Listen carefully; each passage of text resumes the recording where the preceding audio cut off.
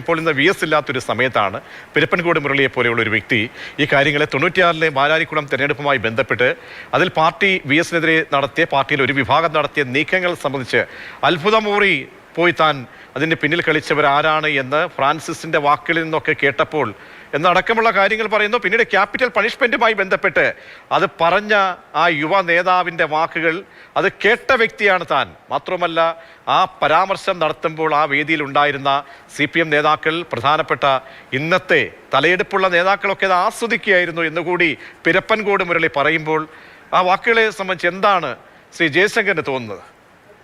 അല്ല, ഇത് അദ്ദേഹം പറഞ്ഞതിൽ എന്തെങ്കിലും തെറ്റുണ്ടെന്ന് എനിക്ക് തോന്നുന്നില്ല. മാരാരിക്കുളത്തെ സംബന്ധിച്ചുള്ള അതൊരു ഇടതുപക്ഷ കോട്ടയായിരുന്നു. അതിനു മുമ്പും അതിന് ശേഷവും അങ്ങനെയായിരുന്നു. മാരാരിക്കുളം ഏത് കാലത്തും ഇടതുപക്ഷ സ്ഥാനാർത്ഥികൾ ജയിച്ചിരുന്നതാണ്. ഒരു സമയത്ത് RSPയുടെ താമരാഷ്ട്രൻ അവിടെ നിന്ന് ജയിച്ചുകൊണ്ടിരുന്നു. പിന്നീട് ആ സീറ്റ് CPM ഏറ്റെടുത്തു. ആഞ്ചലോസ് ജയിച്ചു. പിന്നീട് VS അവിടെ മത്സരിക്കുന്നു. VS അവിടെ തോൽക്കാൻ യാതൊരു സാഹചര്യവുമില്ല. മാത്രമല്ല കേരളത്തിൽ പൊതുവെ ഒരു ഇടതുപക്ഷ തരംഗമായിരുന്നു 1996-ലെ തെരഞ്ഞെടുപ്പ്. പക്ഷെ ആ തെരഞ്ഞെടുപ്പിൽ അദ്ദേഹം അപ്രതീക്ഷിതമായിട്ട് പരാജയപ്പെട്ടു. പരാജയത്തിന് പല കാരണങ്ങളും ഉണ്ട്. അദ്ദേഹത്തെ ആരെങ്കിലും മനഃപൂർവ്വമായിട്ട് തോൽപ്പിച്ചിരിക്കാനുള്ള സാധ്യത കുറവാണ്. പക്ഷെ ഈ പറഞ്ഞ ആളുകളുടെ ഭാഗത്തു നിന്ന് ഒരുപക്ഷെ VSന്റെ ഭാഗത്ത് തന്നെ വലിയ അമിതമായ ആത്മവിശ്വാസം ഉണ്ടാകും. പിന്നെ VS മത്സരിക്കുമ്പോൾ എതിര് മത്സരിക്കുന്ന ആൾ ഒരിക്കലും ജയിക്കുകയില്ല എന്ന് പാർട്ടി പ്രവർത്തകർ വിചാരിച്ച അലംഭാവം കാണിച്ചാൽ പരാജയപ്പെടാം. അങ്ങനെയൊക്കെ സംഭവിച്ച കാര്യങ്ങൾ ഉണ്ടായിട്ടുണ്ട് കേരളത്തിൽ. മൊത്തത്തിൽ അതുപോലെ ഒരു അനാസ്ഥ കൊണ്ടോ അല്ലെങ്കിൽ പ്രവർത്തകരുടെ ഭാഗത്തുള്ള ഉപേക്ഷ കൊണ്ടോ അല്ലെങ്കിൽ അമിതമായ ആത്മവിശ്വാസം കൊണ്ടോ പരാജയപ്പെട്ടിരിക്കാനുള്ള സാധ്യത എന്ന് എനിക്ക് തോന്നുന്നു. VSനെ തോൽപ്പിക്കാൻ ശ്രമം ഉണ്ടായത് മലമ്പുഴയിൽ അദ്ദേഹം മത്സരിക്കുന്ന സമയത്താണ്.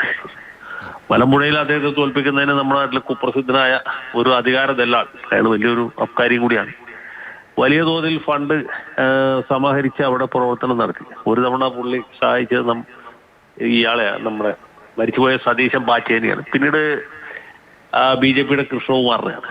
കാരണം കോൺഗ്രസ് സ്ഥാനാർത്ഥികളുടെ സാധ്യത കൃഷ്ണകുമാറിനാണെന്ന് തോന്നിയത്. അപ്പൊ അങ്ങനെയൊക്കെയുള്ള ഒളിവെട്ടിനുള്ള ശ്രമങ്ങൾ പിന്നീട് നടന്നിട്ടുണ്ട്. പക്ഷെ ആ തവണ ഈ മാരാരിക്കുളത്ത് ഒരുപക്ഷെ മറ്റേ എതിർ ഗ്രൂപ്പിൽപ്പെട്ട ആളുകളുടെ ഭാഗത്ത് അലംഭാവം ഉണ്ടായി കാണും. എന്നാൽ പോലും കരുതി കൂട്ടി തോൽപ്പിക്കാനുള്ള സാധ്യത ഉണ്ടായിരുന്നത് എനിക്ക് തോന്നുന്നില്ല. പക്ഷെ VS ആത്മാർത്ഥമായിട്ട് വിചാരിച്ചിരുന്നത് TK പളനി അടക്കമുള്ള ഈ പഴയ നയനാർ ഗ്രൂപ്പ്, ലോറൻസ്, രവീന്ദ്രനാഥ്, നയനാർ ഗ്രൂപ്പിൽപ്പെട്ട ആളുകൾ ഇദ്ദേഹത്തിനെതിരെ ഗൂഢാലോചന നടത്തി തോൽപ്പിക്കാൻ തോൽപ്പിച്ചു എന്ന് തന്നെയാണ്.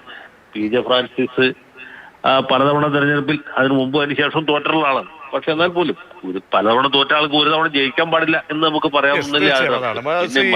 ഈ ക്യാപിറ്റൽ പണിഷ്മെന്റിന്റെ ആ പരാമർശത്തിലേക്ക് വന്നു കഴിഞ്ഞാൽ, കാരണം ഈ അടുത്ത തെരഞ്ഞെടുപ്പ് കാലത്ത് ഈ പറഞ്ഞ വ്യക്തി വെല്ലുവിളിക്കുകയാണ്, നിയമപരമായിട്ടുള്ള നിയമ നടപടിക്കൊക്കെ പോകാൻ വേണ്ടി തയ്യാറെടുപ്പാണ് ഞാൻ എന്ന രീതിയിൽ ഈ പറഞ്ഞ വ്യക്തി ഈ സ്ഥാനാർത്ഥിയെ മത്സരിച്ച അദ്ദേഹം മാധ്യമങ്ങളോടൊക്കെ വെല്ലുവിളിച്ച വിഷയമാണിത്. ഇതിലാണ് പെരുപ്പൻകോട് മുരളി ഒരു ദൃക്സാക്ഷിയാണെന്ന് ഞാൻ തുറന്നു പറയുന്നത്.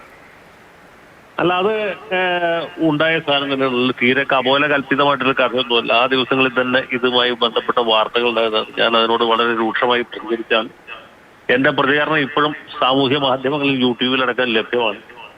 അന്നും അദ്ദേഹം നിരാകരിച്ചു. പക്ഷെ അദ്ദേഹം ഇത് നിഷേധിച്ച് കഴിഞ്ഞ് ആ TV ചർച്ച കഴിഞ്ഞ് പുറത്തേക്ക് ഇറങ്ങുമ്പോൾ CPMന്റെ അന്നത്തെ ഒരു നേതാവ്, ഈ സംസ്ഥാന സമ്മേളനത്തിൽ പങ്കെടുത്തുകൊണ്ടിരുന്ന ഒരാൾ എന്നെ ഫോണിൽ വിളിച്ചിട്ട് പറഞ്ഞു, ഇവനാള് ചെറുപ്പക്കാരനാണെങ്കിലും ഇങ്ങനെ അല്പം മുമ്പ് പറഞ്ഞ കാര്യം കണ്ണടച്ച് നിഷേധിക്കാൻ പാകത്തിന് ചങ്കൂറ്റമുള്ളവനാണെന്ന് ഇപ്പോഴാണ് ബോധ്യമായത്. കാര്യം മനസ്സിലായി. ഇനി കൂടുതൽ പറയേണ്ടതില്ല. അപ്പൊ കാര്യങ്ങൾ എല്ലാവർക്കും വ്യക്തമാണ്. അത് അദ്ദേഹം പറഞ്ഞു എന്നുള്ളത് നാട്ടിലെ പൊതുജനങ്ങൾക്ക് ഏകദേശം ഒരു ധാരണയുണ്ട്. അപ്പൊ കഴിഞ്ഞ തെരഞ്ഞെടുപ്പുകളിലൊക്കെ റിസൾട്ട് നോക്കുമ്പോൾ നമുക്കറിയാം. അപ്പൊ ഇതൊക്കെ ചെറുപ്പത്തിന്റെ ഒരു തിളപ്പ് കൊണ്ട്, ആവേശം കൊണ്ട് പറഞ്ഞായിരിക്കും, അല്ലെങ്കിൽ മുതിർന്ന നേതാക്കന്മാരെ ഇംപ്രസ് ചെയ്യാൻ വേണ്ടി പറഞ്ഞായിരിക്കും. പിന്നെ ഇങ്ങനെയൊക്കെ പറഞ്ഞാലേ ഇനിയുള്ള കാലത്ത് രക്ഷയുള്ളൂ എന്ന തെറ്റിദ്ധാരണ കൊണ്ട് പറഞ്ഞായിരിക്കാം. ഏതായാലും അവരോട് ക്ഷമിക്കുക എന്ന് മാത്രമേ നമുക്കിപ്പോൾ പറയാം. ശരി. വളരെയധികം നന്ദി ശ്രീ ജയശങ്കർ പ്രതികരിച്ചതിന്.